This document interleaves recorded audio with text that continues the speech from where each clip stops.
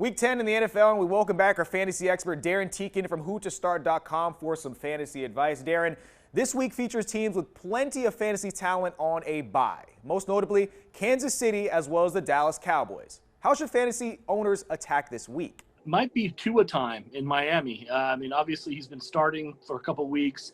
He's 2-0. Hasn't been putting up, spectacular fantasy numbers, but I think this is the week that he might turn things around a little bit against a softer Chargers defense. And then that trickles down into, the guys that are catching passes for him. We really like Devontae Parker at wide receiver and Mike Gesicki at tight end. All right, this week we actually have a question from a viewer. Richard Jamie asked if he should start Tennessee's Jonnu Smith or Philadelphia's Dallas Goedert at tight end.